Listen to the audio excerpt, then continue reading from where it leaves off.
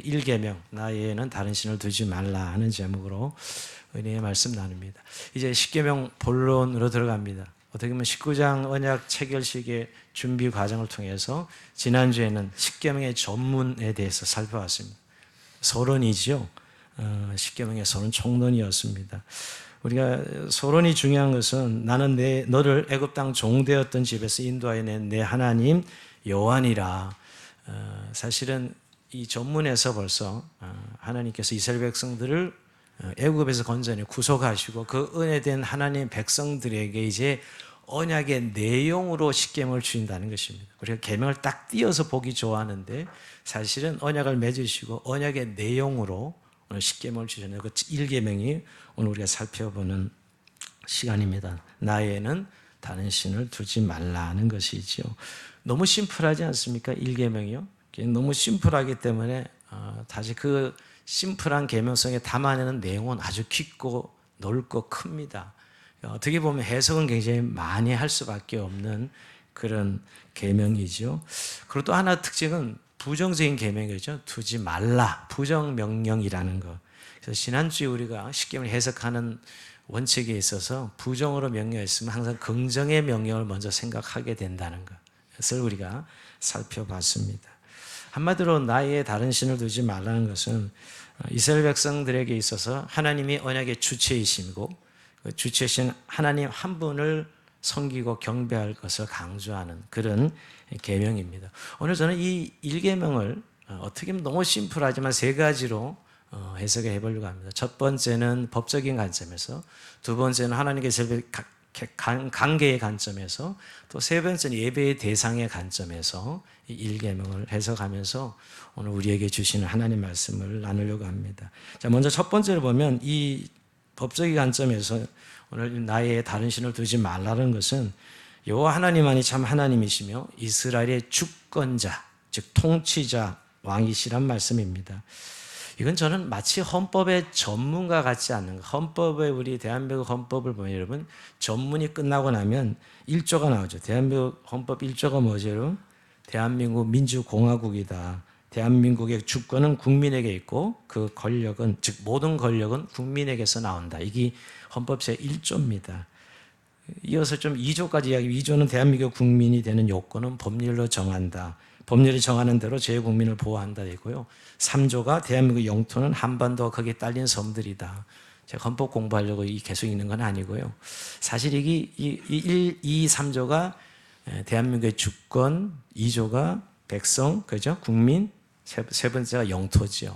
나라의 요소 중에 3요소가 가장 중요한데 그 중에도 1조가 제일 중요하죠. 권력이 어디에서 나오냐? 모든 국민에게서 나온다는 것입니다. 우리나라의 권력은 출처를 주권 제민이죠.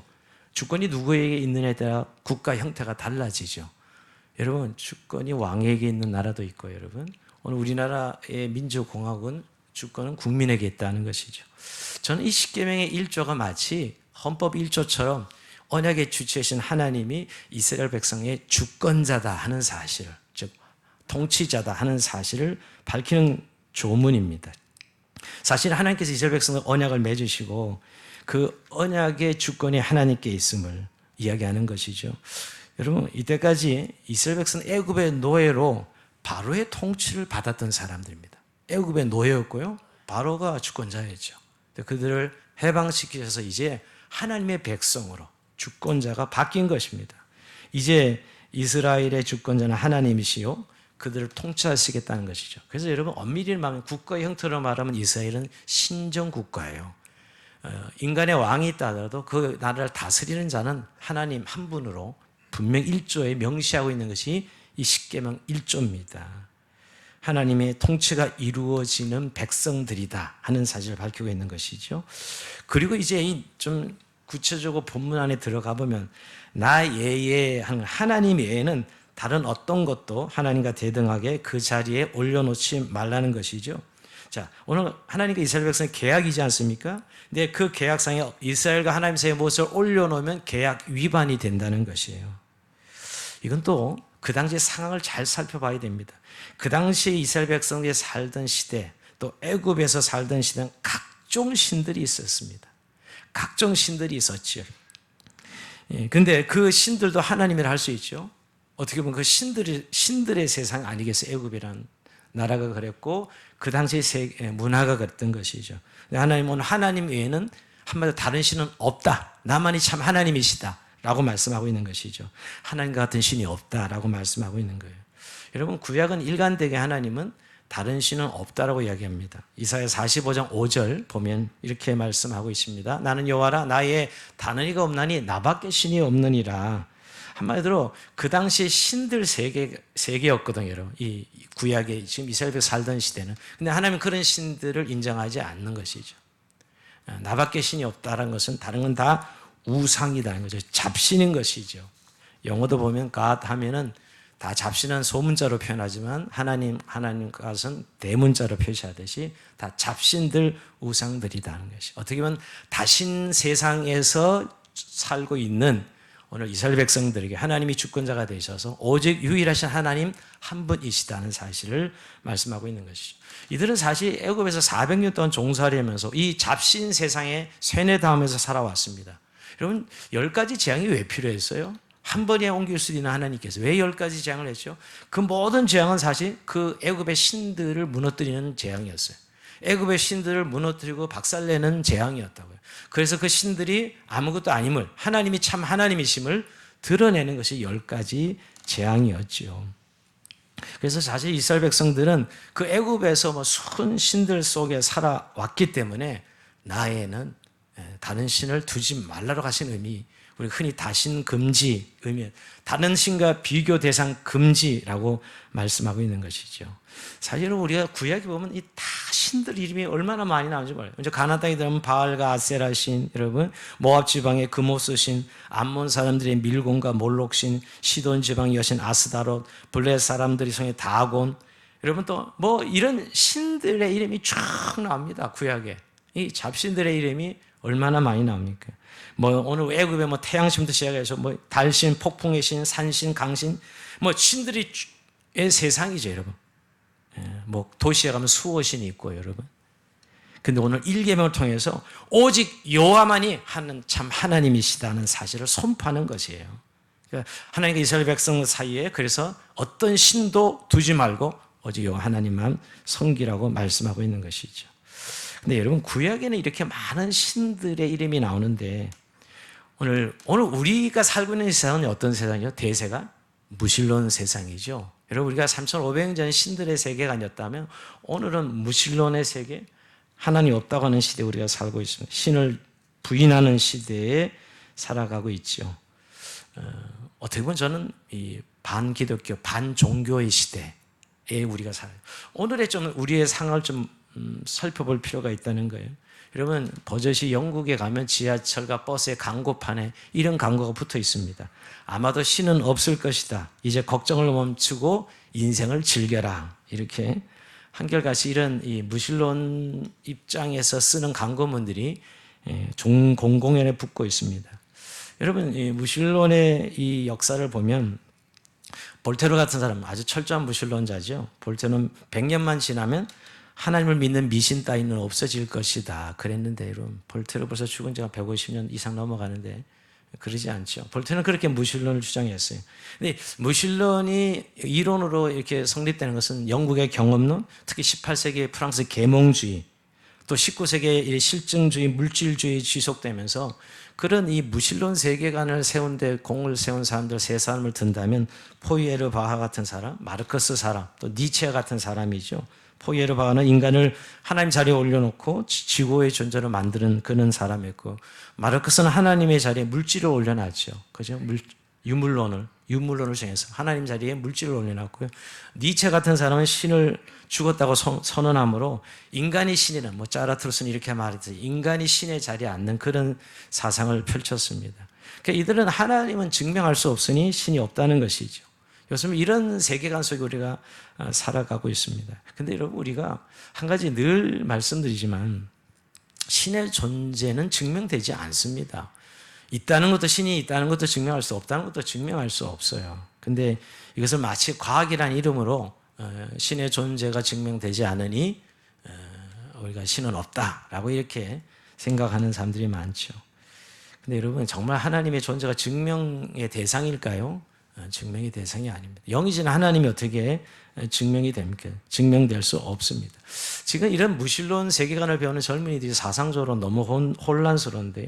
아예 지금은 정신적이고 초감각적인 존재를 부정하는 물질주의자들, 실증주의자들이 판을 치는 세상이 오늘 우리가 살아가고 있는 세상이기도 합니다. 그래서 여러분 이렇게 무신론이 대세고 요즘 우리의 세계관 또 범신론, 모든 물질 안에 모든 세계의 신이다. 자연을 신으로 취급하는, 신으로 인정하는, 뭐 사실은 범신론 같은 신이 없는 거나 마찬가지인데 어쨌든 모든 물질 안에 신이 있다. 그런 모든 종교는 같다고 생각하는 범신론. 또 요즘은 사람들이 좀 빠져나가고 신을 인정하긴 하지만 또 우리와 같은 신을 인정하지, 이신론 같은 사람, 이신론을 믿는 사람들은 창조한 신은 인정하지만 인격적인 신이 아닌 즉 자연신으로 보고 있는 것이죠. 그러니까 창조한 뒤에 신은 전혀 이 세상에 개입하지 않는다. 뭐 이런 거 얼마나 편해요. 창조했는데 그 창조신이 우리 인생 속에 개입하지 않는다. 이런 이신론이죠. 근데 여러분 제가 오늘 이런 무신론, 범신론, 이신론 또 뭐 잡신 이렇게 있는데 이 모든 잘못된 신간을 부정하는 것이 일계명이란 거예요. 일계명이 뭐냐면 결국 이런 우리가 지금까지 신간을 부정하는 유일하신 참 하나님 한 분이 바로 여호와 하나님이시다는 사실이죠. 근데 저는 요즘 사람들 귀신 믿지요. 조상신도 믿습니다. 근데 또 이렇게 보면 이런 어떤 사상적으로 보면 또 나는 무신론자다. 아주 이중적인 사람들을 많이 보게 됩니다. 귀신을 믿고 조상신을 믿고 제사도 지내면서 말이에요. 자, 이렇게 오늘 이런 세상이고 지금 옛날 구약 시대는 이 신들의 세계 속에 있었기 때문에 이 일계명이 너무너무 중요한 거예요. 하나님만이 참 하나님이시다는 사실이죠. 근데 이들이 하나님만으로 만족해요? 만족하지 못합니다. 이방신을 섬기죠. 이들이 하나님을 섬기지 않는 건 아닙니다. 하나님을 섬기면서 필요에 따라 이 잡신들을 섬기는 것이죠.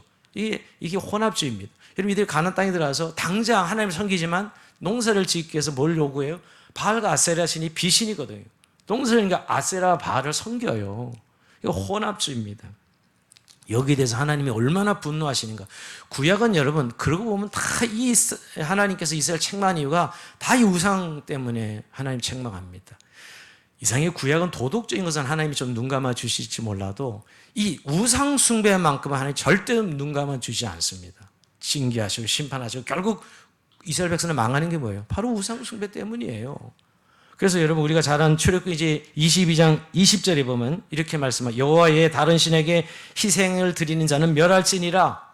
여러분 이렇게 이들이 자꾸 이방신을 섬겨요. 이렇게 명령했는데도 불구하고. 그래서 수많은 선지자들을 내보내는 거예요. 그 우상 섬기지 말라고 돌이키라고 회개하라고 하는데 그는 결국 돌이키지 못하고 이스라엘 구약에서 보면 실패의 역사죠. 결국 이들은 하나님 백성으로 신정 국가로 부름받았지만 제1계명을 어김으로 나라가 망합니다. 결국 해결하지 못하는 문제. 근데 여러분 오늘날에는 이런 신들이 없는 것입니까? 물론 오늘날 과학이 발달한 세상 속에 이런 잡신을 사람들이 안 믿는 것 같아도 인도에 가면 수백만의 신이 존재하고요. 일본에 가면 8만 개의 신이 있고요. 여러분 각 지역에 좀 신이 다 있습니다. 지금 오늘 우리들도 뭐 성황당을 지나면서 돌 던지고 돌을 쌓고 소원을 비는 것, 뭐 그런 것도 사실은 그 신 아니겠어요? 신장 개업을 하면 명태 대가리를 옷에 올려서 붙잡고 대문 위에 올려놔야 되고 돼지 대가리 올려놓고 입에다가 지폐를 꽂아서 절을 하고 이런 모든 행위도 사실은 이 3,500년 전에 돌아가면 바로 이 잡신을 섬기는 그런 행위야 별다르지 않습니다. 그러나 이제 현대는 좀 더 가학화되고 좀 더 발전해서 이제 이 하나님의 대용품 이 우상들이 좀 더 지능적으로 발전했죠. 이성의 신, 과학의 신, 건강의 신, 쾌락의 신, 권력의 신, 인기의 신, 재물의 신들로 이렇게 발전했습니다. 그러고 보면 여러분 본질은 바뀌지 않았어요. 인간의 끝없는 이 하나님의 대용품 우상을 만들어 놓고 그것을 섬기는 것은 예나 지금이나 다르지 않습니다. 그래서 칼빈 같은 사람은 우리의 마음은 우상 공장이다 이렇게 말했습니다. 지금도 여러분 우리가 이것만 있으면 행복할 거야 이렇게 생각하는 것이죠. 이것만 있으면 내 인생은 성공하는 거야 이렇게 스스로 속입니다. 사실 이런 것들은 다 하나님이 주신 도구들인데도 불구하고 그것을 신격화하는 거죠. 돈이 유용하지만 돈을 사랑하게 되면 돈이 인생의 전부가 되면 신이 되고 신격화되는 것입니다. 권력이 유용하지만 권력을 소유하고 권력이 나의 행복을 가져다 줄 것 같으면 그것이 신격화되고 신이 되는 것이죠. 저는 지금 가장 흔한 우리의 우상은 소원, 성취, 우상이라고 생각합니다.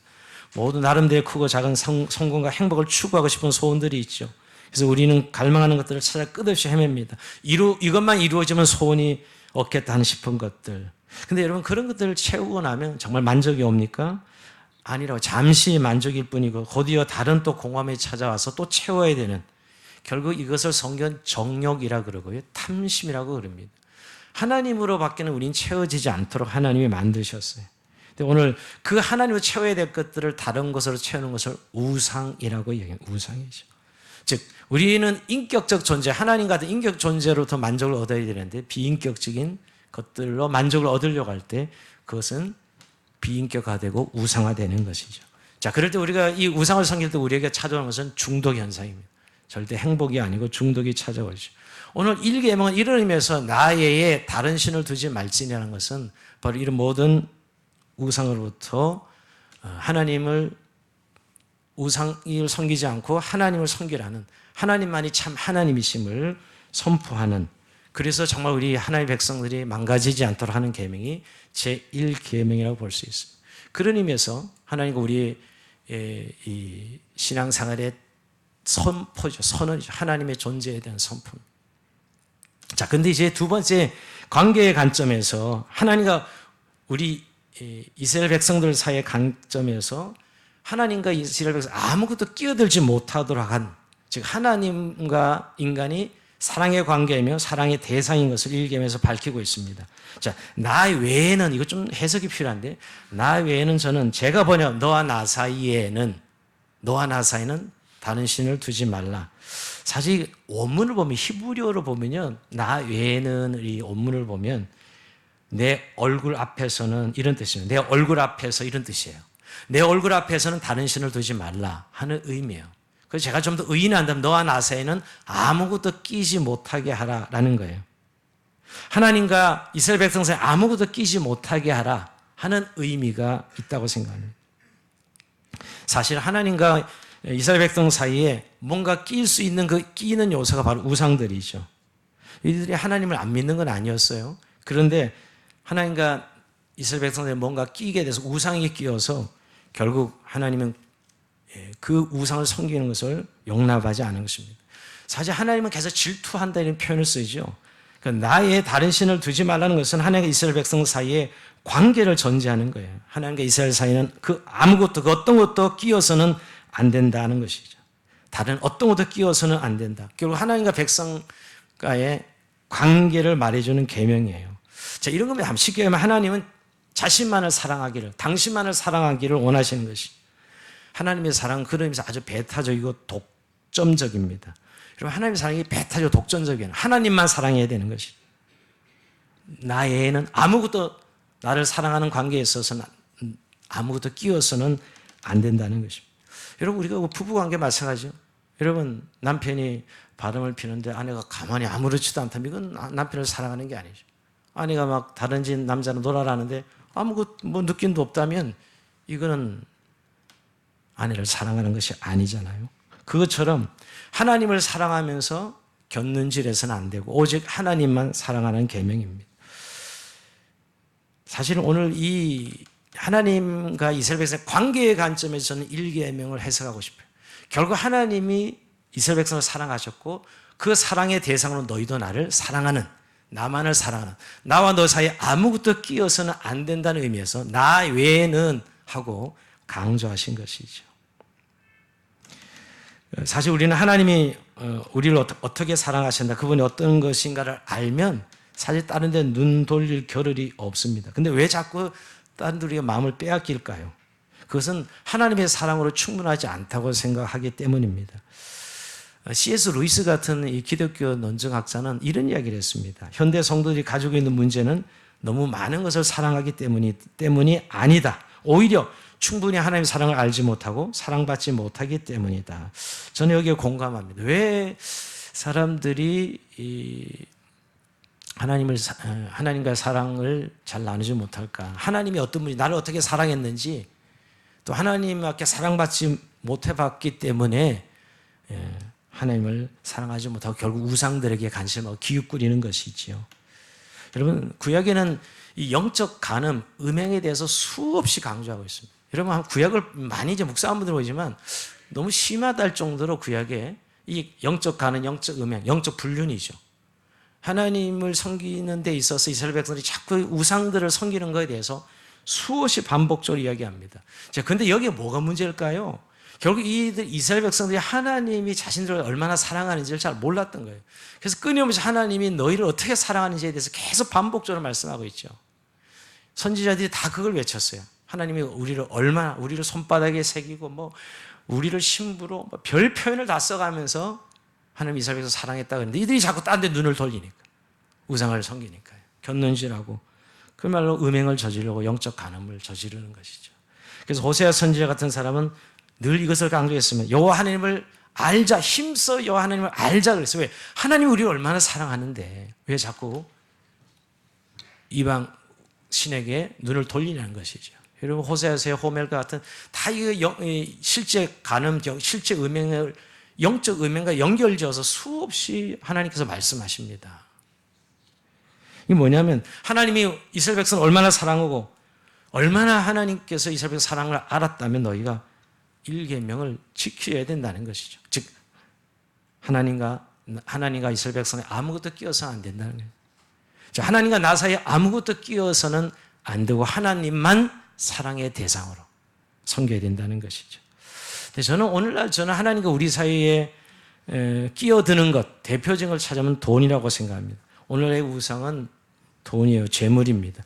저는 20세기를 지내면서 우리 이데올로기가 이 세상 이념이었어요. 이데올로기가 중요했고 명분이 중요했습니다. 그래서 냉전이 일어났죠. 그러나 21세기에 들어오면서 하비콕스 같은 사람은 이제 완전히 이렇게 얘기합니다. 21세기는 경제가 주인이 되는, 돈이 주인이 되는 시대가 되었다. 자본이 주인이 되는, 자본이 이 모든 그 힘을 가지는 시대가 되었어요. 그래서 오히려 자본이 세상을 다스리고 인간을 다스립니다. 만몬이 인간을 통제하는 시대가 되었어요. 돈이 무소불력의 권력, 모든 것을 움직이는, 세상을 움직이는 힘이 재물이 되었던 거예요. 만몬이 되었다고 말씀하고 있는 것입니다. 여러분, 저는 2000년 예수님 일을 아셨던 것 같아요. 마태복음 6장 24절 이하에 보면 이런 말씀이 나옵니다. 한 사람이 두 주인을 섬기지 못할 것이니 혹 이를 미워하고 저를 사랑하거나 혹 이를 중히 여기고 저를 경히 여김이라 너희가 하나님과 재물을 겸하여 섬기지 못하느니라. 여러분, 2000년 예수님도 이걸 알고 있어요. 만몬이 주인이 되면 하나님을 섬길 수 없다는 사실을. 그러니까 사실 하나님과 나 사이에 아무것도 끼어서는 안 되는데 대표적으로 끼는 것이 지금 돈이라는, 재물이라는 거예요. 이건 여러 학자들이 이미 사실은 경고했습니다. 독일의 철학자 니체는 하나님의 자리에 돈이 대체될 것을 예상하면서 그가 쓴 아침놀이라는 책에 보면 돈에 대해서 이렇게 이야기합니다. 어떤 사람은 왜 거짓된 저울추를 쓰고 다른 사람은 왜 시가 이상의 보험을 든 뒤 자기 집에 불을 지르는가? 상류층 4명 중 3명이 합법적 사기를 일삼는 이유가 무엇인가? 이 모두는 무엇에서 비롯되었는가? 정말 무엇이 부족해서는 아니다. 그들의 생존은 전혀 위태롭지 않다. 그들을 반납 충동질을 하는 것은 재산이 불어나는 속도가 너무 더딘 것에 대한 조바심이고 돈더미에 대한 지독한 동경과 애착이다. 전에는 하나님을 사랑해서 하던 일을 이제는 돈이 좋아서 한다. 돈만 있으면 당장 권력이 피부로 느껴지고 떳떳한 양심도 지킬 수 있기 때문이다. 저는 굉장히 그래서요, 정말 우리의 그 심장 패부를 찌르는 아주 공감 있는 설명이라고, 지적이라고 생각합니다. 여러분, 우리가 살아있는 이 세상의 돈의 위력을, 돈의 힘을 가소평가해서는 안 됩니다. 얼마나 돈이 이 세상을 움직이고 있는지, 여러분. 모든 권력도, 모든 사람도 다 이유는 결국 돈 때문에 그런 거예요. 돈의 힘이 그렇게 사람들을 하게 만들고 있다니까요. 그래서 성경은 이 탐심을 우상숭배라고 하고 있습니다. 사실 우리가 하나님을 사랑한다라고 말하지만 하나님과 우리 사이에 돈이 껴서 실제로는 하나님을 사랑하기보다 돈을 의지하고 살아가는 그럴 때가 얼마나 많습니다. 돈의 종이 되기 쉽다는 것이죠. 꼭 돈을 많이 과도하게 벌기 위해서 애를 쓰는 그런 것만을 탐심, 우상이라고 말하지 않습니다. 돈에는 역시 그 밑에 배후에 우상이 깔려있다. 그 배후가 있다는 생각을 해봅니다. 왜냐하면 자기 삶과 세상을 통제하는 수단으로 우리가 돈을 원하고 있다는 거예요. 가만히 생각하면 이렇게 열심히 검사기에 모으는 사람도 그래서 저축을 해서 결국 그 돈이 나의 안전을 보장해 줄 수 있는 그런 믿음을 가지고 있는 것이죠. 또 돈을 잘 쓰는 사람도 돈을 잘 써서 사람들에게 인정을 받고 우울감을 느끼고 싶어하는 이런 감정들. 결국 여러분 그 돈이 가진 힘, 유혹에 우리가 얼마나 많이 노출되어 있는지를 잘 생각해야 돼요. 이게 꼭 나쁘다 이런 의미가 아니라 그 영적으로 그 배우가 돈이 우상이라 했을 때 만몬이 이런 결국 하나님을 의지하고 하나님을 믿고 신뢰하는데 결국은 그 자리에 돈이 딱 끼어 있어서 돈이 그 자리를 대체할 때가 얼마나 많이 있는가를 보게 됩니다.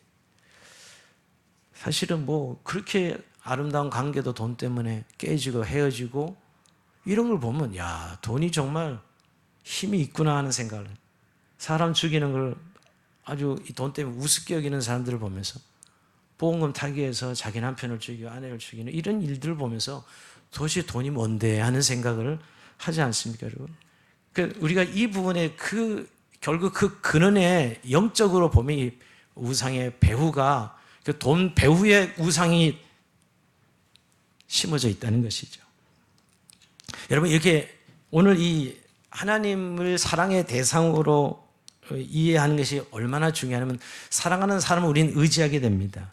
여러분 그래서 결국 우리가 진짜 하나님을 의지하는지를 돌아보면 우리가 정말 하나님을 사랑하는지를 알 수가 있어요.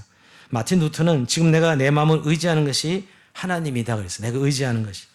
정말 우리의 의지의 대상이 하나님, 정말 사랑하는 하나님을 의지한다면 하나님을 의지하죠. 근데 실제로는 하나님을 의지한다고 하지만 돈을 의지하고 어떤 사람을 의지하게 되면 그 의지하는 대상에 종속되고 굴복됩니다.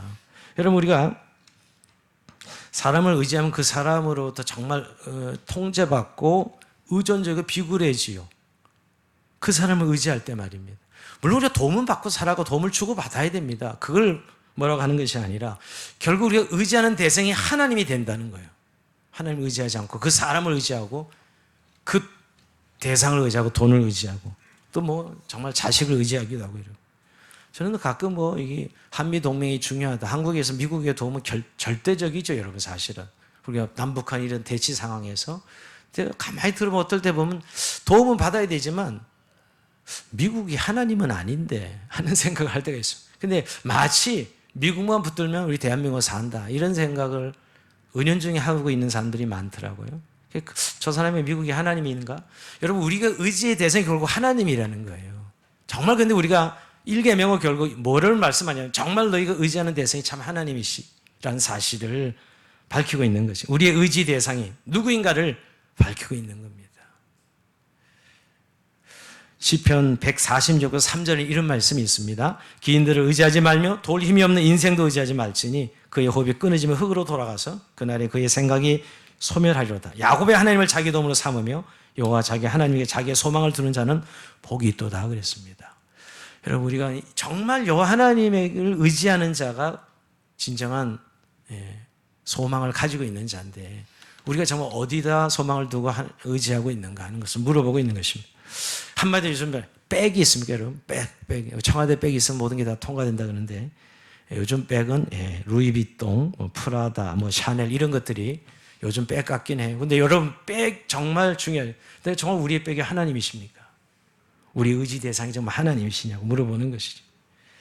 오늘 이런 의미에서 하나님과의 관계에서 나 외에는 다른 신을 두지 말지니라는 것. 정말 하나님이 진정한 사랑의 대상이요 의지의 대상이라는 사실을 밝혀주는 계명이 1계명입니다. 자, 마지막으로 세 번째로는 예배의 관점에서 1계명을 우리에게 참된 예배의 대상이 누구인지를 말씀하시는 것입니다. 하나님 한 분만이 참된 예배의 대상이다라는 것이죠. 여러분 하나님께서 이스라엘을 왜 출애굽시켰지요? 여러분 우리가 이제가 살펴보자. 하나님께서 모세에게 출애굽기 3장 12절에 보면 내가 백성을 애굽에서 인도해낸 후에 너가 이 산에서 하나님을 섬기리니 하나님을 예배한다고 이 신의 산에서 그렇게 말씀하고 있죠. 또 출애굽기 5장 1절에도 보면 바로에게 내 백성을 보내라. 그들이 강에서 내 앞에 절기를 지킬 것이니라. 강야로 보낸 이유가 뭐예요? 절기를 예배를 드리게 하기 위해서 이함이라는 것입니다. 하나님께서 처음부터 이스라엘 백성들을 출애굽시킨 것은 바로 하나님께 예배하기 위해서 출애굽. 그게 바로 1계명이에요. 예배의 대상이 누구냐는 사실을 분명히 밝히고 있는 것이죠. 하나님 한 분이라는 것. 그들은 예배의 자유를 위해서 그들을 노예로부터 해방시키셨습니다. 이런 의미에서 이스라엘 백성들의 예배는 부담이 아니라 하나님 백성의 영광이요 자유입니다. 인간에게 여러 가지 자유가 있으면 정치적 자유, 경제적 자유 다 중요합니다. 그러나 그 무엇보다 하나님 백성은 예배의 자유죠. 여러분, 젖과 꿀이 흐르는 땅을 주신 근본적인 이유가 하나님을 자유스럽게 예배하기 위해서 이들을 불러내신 것입니다. 그래서 토저 같은 사람은 이렇게 말합니다. 하나님께서 사람을 부르셔서 먼저 예배자로 만드신다. 하나님을 부르시고 예배자로. 그러니까 1계명이 바로 예배의 대상이 누구인지를 분명하게 말씀하고 있는 것이죠. 여러분, 10계명을 주시면서 이제 여러분 이스라엘 백성들이 뭐라고 이야기하냐면, 우리가 10계명 끝나고 살펴보겠지만 출애굽기 20장 24절에 보면 이렇게 말씀합니다.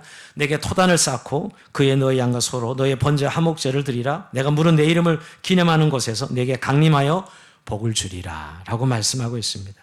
결국 여러분 이스라엘 백성들에게 결국 예배를 명하시고 그 예배를 통해서 하나님 백성들과 함께 살아가는, 여러분 율법의 내용이 대부분 뭐가 제일 많습니까? 도덕법도 많지만 성전에 관련된 거, 제사장에 관련된 거, 성전과 제사장에 관련된 것들이 얼마나 많아요. 다 뭡니까? 예배잖아요. 예배요. 결국은 그래서 1계명이 참된 예배의 대상이 하나님이시다라는 사실을 밝히고 있는 것입니다. 여러분, 우리가 하나님을 만난 사람들, 하나님을 아는 사람은 예배하게 됩니다. 이게 가장 근본적인 전제죠, 여러분. 그래서 1계명은 예배의 대상이 참 하나님 한 분, 그 어떤 것도 아닌 하나님 한 분임을 밝히고 있는 것이죠. 자, 오늘 말씀을 마무리하면서 여러분, 1계명을 통해서 우리 하나님께서 우리에게 말씀하신 건 진정 여호와 하나님이 참된 하나님이신가? 그리고 그 하나님을 정말 사랑하는가라고 질문하시는 것입니다. 저는 1계명을 다른 계명으로 긍정 계명을 바꾸라 그러면 하나님을 사랑하라 라고 바꾸고 싶습니다. 결국 여러분 긍정 계명을 바꾼다. 하나님을 사랑하는. 그런데 좀 더 붙인다. 하나님과 어떤 것도 그 사이에 끼지 않도록, 하나님과 나 사이에 어떤 것도 끼지 않도록, 그 끼면 계약이 깨지는 것이거든요. 그 어떤 끼지 않도록 하나님을 사랑하라 하는 것입니다. 근데 여러분, 하나님과 우리 사이에 이 사랑을 깨는 게 뭐죠? 우상들입니다. 하나님과 우리 사이의 사랑을 깨는 게 우상이죠. 자, 1계명 그런 의미에서 오늘 우리 안에 있는 우상을 버리라는 부분. 2계명 주기에서 2계명까지 결국 이제 우상을 만들지 말라까지도 1계명과 2계명을 합하는 이유가 바로 그 때문입니다. 결국 하나님과 우리 사이에 끼어서는 안 되는 우상들을 또 한 번 다루고 있는 것이 2계명입니다. 그러나 오늘 하나님과 우리 사이에 아무것도 끼지 않도록, 그래서 늘 1계명은 하나님만 선택을 촉구하게 합니다. 우상에 끼지 못하게 하는 것이죠. 여러분 잘 아는 구약은 이런 내용이 너무 많습니다. 여호수아서도 그렇고 하나님과 이 잡신 중에 선택하라. 이방 우상들에게 선택하라. 여러분 열왕기상 18장에 보면 엘리야가 바알과 아세라 선지자들과 대결을 벌이죠. 대결을 벌이면서 이렇게 설교를 합니다. 열왕기상 18장 21절입니다. 엘리야가 모든 백성에게 가까이 나아가 이르되 너희가 어느 때까지 둘 사이에서 머뭇머뭇하려느냐? 여호와가 만일 하나님이면 그를 따르고 바알이 만일 하나님이면 그를 따를지니라 하니 백성이 한마디도 대답하지 아니하는지라. 대답할 수가 없죠. 이방신을 지금 섬기고 있기 때문에. 그러니까 지금 만일 하나님이 참하는 하나님을 따르고 너희가 섬기는 바알이 하나님이면 하나님 그를 따르라 라고 지금 선포할 정도예요. 여러분 오늘 엘리야가 그 사이에 지금 전쟁을 치르고 있는 것이거든요. 여호수아도 모든 이 구약에 보면 이런 구절들이 얼마나 많은지 모릅니다. 그러니까 하나님과 나 사이에 아무것도 끼어들지 않도록, 그 우상에 끼어들지 않도록 하는 계명이 바로 1계명입니다. 결국 여러분 그것은 예수님께서 이렇게 해석해서 우리에게 10계명을 해석해 줬습니다. 자, 마태복음 22장 37절 이하에 보면, 자 이건 같이 한번 읽어봅니다. 시작. 예수께서 이르시되 내 마음을 다하고 목숨을 다하고 뜻을 다하여 주 너의 하나님을 사랑하라 하셨으니 이것이 크고 첫째 되는 계명이요. 예수님도 첫째 되는 계명을 목숨을 다하고 뜻을 다하고 마음을 다하고 주 너의 하나님을 사랑하라라고 말씀해요. 결국 1계명을 신약의 계명으로 바꾸면 2계명이 되는 거예요. 예수님께서 해석한 계명이죠. 마음을 다하고 뜻을 다하고 목숨을 다하고 하나님을 사랑하라. 다른 말 전심으로 사랑하라는 것이죠. 이게 1계명입니다. 신약으로 해석한다면 여러분 정말 하나님을 원하고 계십니까? 하나님을 정말 사랑하십니까? 여러분 그분은 이스라엘 백성들 애굽에서 건져낸 후에 나의 다른 신을 두지 말지나 했는데 우리를 예수 그리스도의 십자가의 보혈로 구속하시고 하나님을 전심으로 사랑하라 하는 것이 1계명입니다. 그 하나님과 우리 사이에 아무것도 끼지 않고 하나님만 사랑하는 계명이죠. 정말 여러분 주님과의 사랑의 로맨스가 있습니까? 근데 아까 말씀한 대로 루이스가 말했는데 우리는 정말 왜 자꾸 우상에게 자꾸 우리가 넘어가냐 하면 하나님은 우리를 얼마나 사랑하시고 하나님이 어떤 분인지 우리가 제대로 알지 못해서 그 사이에 우상이 자꾸 비집고 들어오는, 하나님 우리를 얼마나 사랑해 자기 아들을 내어주시기까지 사랑하신 그 사랑 말입니다. 정말 하나님의 사랑에 부유함이 있다면 우상에 눈 돌리지 않고 하나님을 사랑하는 삶, 그 행복한 삶을 살 것입니다. 결국 저는 1계명 하나님은 자기를 향한, 자기 백성을 향한 하나님의 사랑의 호소문이다. 계명이 아니고 나를 사랑하라는 하나님의 사랑의 호소문이다. 이렇게 해석하고 싶습니다. 오늘의 시대는 여러분, 이 정말 신앙의 대상, 예배의 대상 하나님에 대한 관심보다는 내 자신의 함몰되는 신앙 말입니다. 결국 이 1계명은 우리로 하여금 너희가 예배의 대상이 참된 하나님이시냐라고 물어보는 것이거든요. 그리고 참된 하나님을 사랑하느냐라고 물어보시는데 우리는 정말 그 하나님을 진정으로 경배하고 사랑하고 있습니까? 1계명 그름이 신앙의 출발점이요 전제입니다. 전제. 이 1계명을 다시 한번 우리의 마음에 새기면서 하나님을 사랑하고 우상을 버리는 저 여러분 삶이 되기를 주의 이름으로 축원드립니다. 자, 우리